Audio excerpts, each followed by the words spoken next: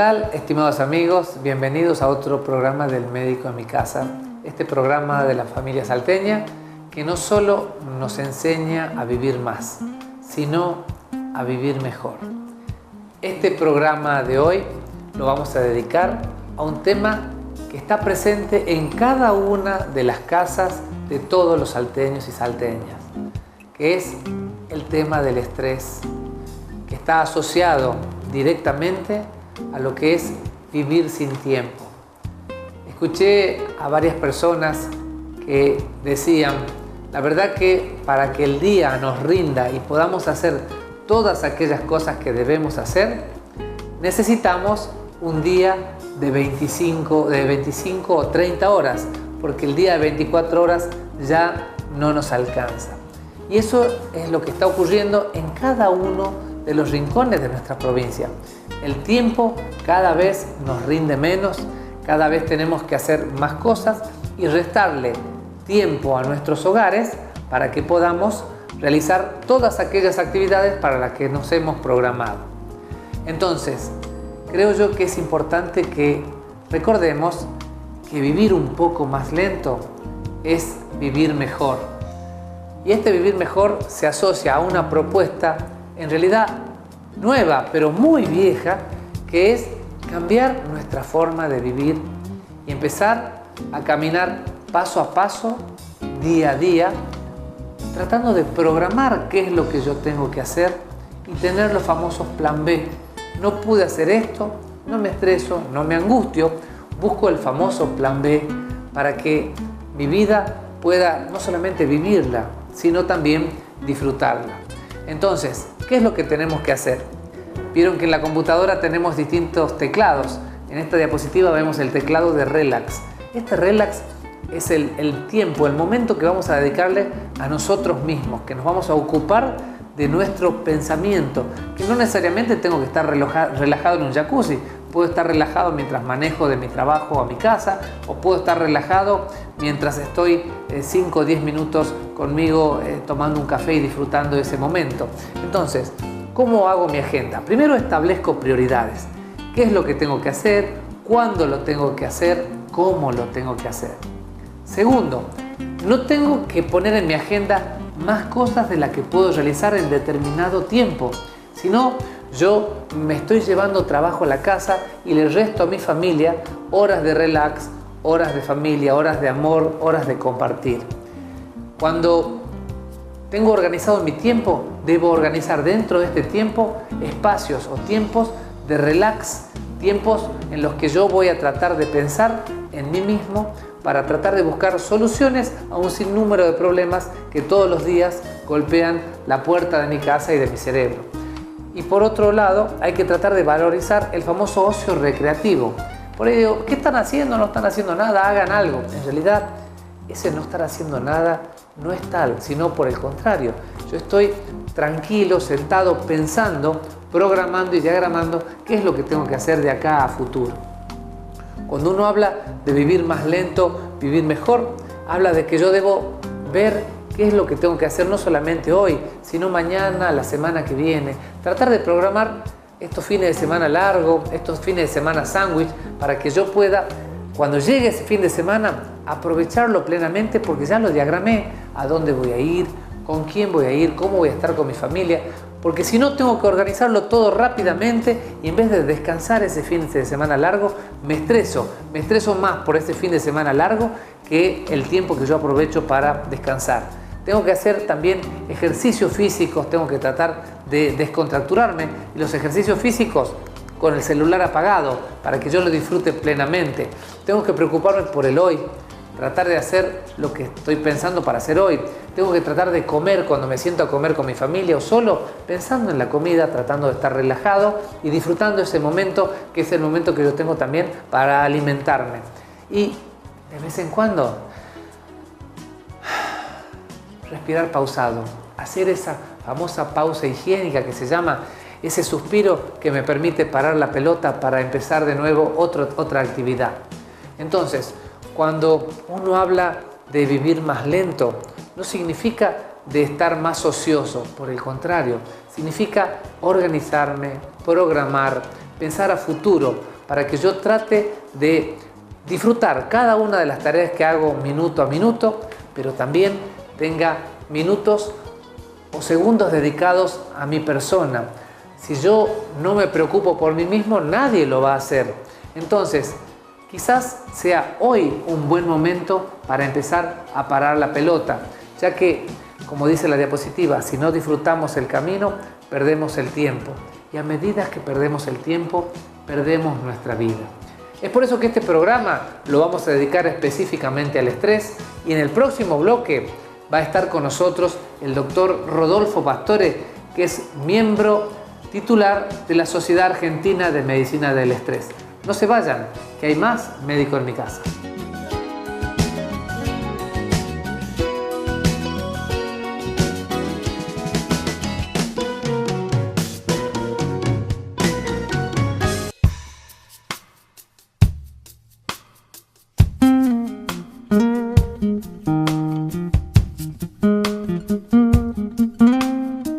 Estimados amigos, estamos acá con el doctor Rodolfo Pastore, que es médico especialista en cirugía general y además es miembro de la Sociedad Argentina del Estrés. ¿Qué tal, Rodolfo? ¿Cómo estás? ¿Cómo te va, Bernardo? Buenas a todos los que nos están viendo ahora. Bueno, contame un poquito. ¿Tiene algo que ver especialista en cirugía general y especialista en medicina del estrés? Y bueno, la verdad que parte de la culpa, vos sabés que la tenés vos, Bernardo, porque en el año 2007, un poco para contar un poquito la historia de cómo nace esta vocación mía por estudiar la especialidad médica del estrés, que en realidad se llama psiconeuroinmunoendocrinología. Fue una situación de estrés personal que yo tuve con vos, que me supiste atender en tu clínica, y la verdad que después el diagnóstico que llegaron ustedes con todos los especialistas que me trataron fue que yo tenía una situación de estrés muy importante. En base a eso investigué y descubrí que había una sociedad, que era la Sociedad Argentina de Medicina del Estrés, que dependía de la Asociación Médica Argentina, y que había una especialidad médica del estrés. Fue así como tuve contacto con esta nueva especialidad, y así es que hoy soy miembro de la Sociedad Argentina de Medicina del Estrés, después de haber realizado los cursos anuales que se dictan en Buenos Aires, y hoy en día estoy no solo tratando a mis pacientes la especialidad anterior, que siempre digo es mi especialidad anterior, y ahora mi nueva especialidad, que es la medicina del estrés. Contale a todos qué es el estrés. Se habla mucho del estrés, pero la gente por ahí no tiene claro qué es el estrés. Sencillamente, el estrés viene cuando las cargas en tu vida son mayores que tu resistencia. O sea, no todos nosotros tenemos cargas. Podremos hablar de que cada uno de nosotros tiene su mochila. Como bien dijo una paciente mía el día de ayer, cada uno tiene su carga. Y bueno, esas cargas, o tiene su cruz, decía mi paciente. Cada una de esas cargas sí pueden ser cargas reales. O sea, yo tengo eventos en mi vida que generan una carga y un peso en esa mochila. Puede ser de la muerte de un familiar, muchos cambios a nivel laboral, cambios a nivel de casa, o me mudo de una casa, o una ruptura afectiva, o problemas de dinero. Esos son test de eventos de vida que uno los puede medir y son reales. Eso forma parte de lo que son las cargas reales que cada una de las personas tienen.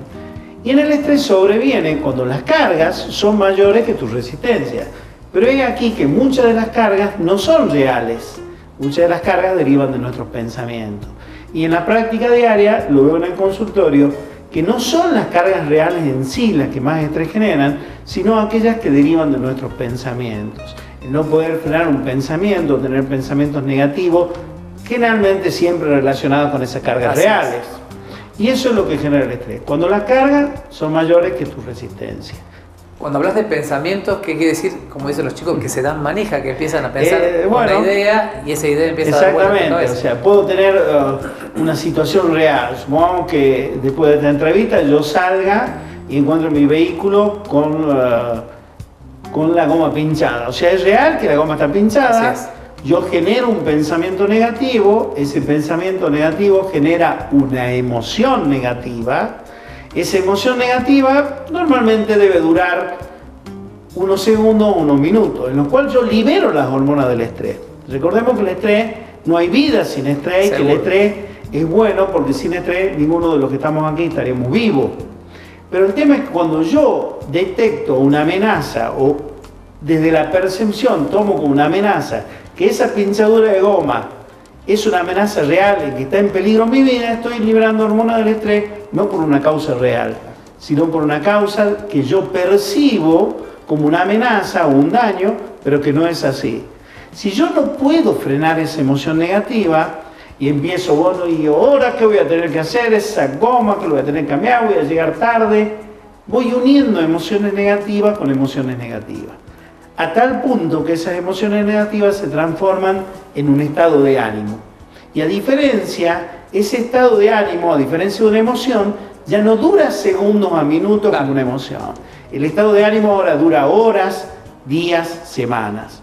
Si yo continúo con estados de ánimo depresivos, irritables, eso se transforma, va alterando lo que se llama mi temperamento, hasta tal punto de poder alterar mi personalidad. Y ahí es cuando el estrés se instala. Cuando yo no puedo frenar esos pensamientos que generan emociones negativas.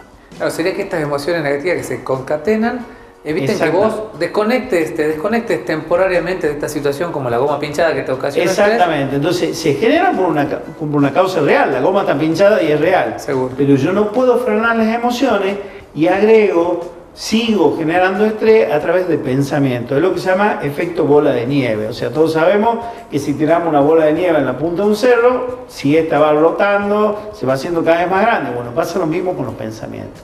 Llega un momento que no puedes dominarlo, los pensamientos, que los pensamientos te cambian tu conducta, cambian hasta tu temperamento y a tu personalidad. Fíjate vos que una de las consultas más comunes que suelo tener en el consultorio es que, y los pacientes me lo dicen, junto con los signos y síntomas que te da el estrés, sí, te dicen, yo ya no soy yo. O sea, ya no soy yo. No me reconozco. Y eso quiere decir que el estrés ha avanzado tanto que hasta puede cambiarte tu personalidad. Y a veces se da cuenta uno, a veces se da cuenta el ser querido, la persona que te acompaña. Sí, mira, generalmente el estrés tiene lo que se llama la cadena del estrés. Es la secuencia, por supuesto no es una secuencia muy bien delimitada, pero son diferentes eslabones de esa cadena que si yo no lo reconozco, esos eslabones van avanzando. El primer eslabón en la cadena del estrés tiene que ver con lo que son las percepciones. En un primer momento empezamos a percibir que no disfrutamos de las reuniones con los amigos, con la familia como lo disfrutábamos antes. De ese primer eslabón saltamos al segundo eslabón, que son los cambios de hábito. Y ahí es donde los familiares, lo que te quieren, se empiezan a dar cuenta. Te dicen, che, te noto un poquito más preocupado, tenés hábitos nerviosos, o aumentaste el cigarrillo, el alcohol o el café. Se asocia también. Exactamente, aumentaste, tenés desinterés por algunas cosas de las que pasan en la familia, hay disminución o aumento de peso, estás un poquito más irritable. Acá, si fuera un auto, en este segundo eslabón, el auto es como que tironea, pero todavía anda. O sea, no arranca la primera, segunda vez, pero todavía anda. Y así llegamos al tercer eslabón. Momento. Vamos a seguir hablando del estrés y esta cadena del estrés, el tercer eslabón, en el próximo bloque del Médico en mi Casa.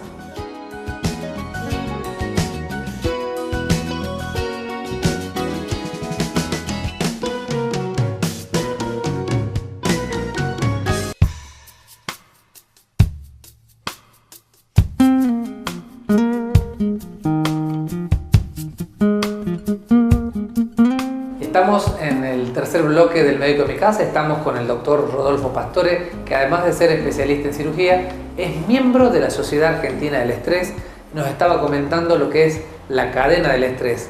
Pasamos el primer eslabón, llegamos al segundo y ahora, ¿qué pasa en el tercero? Y ahora, como les contaba antes, que en ese auto que estaba tironeando, que no arrancaba la primera vez, ahora empiezan a prenderse luces.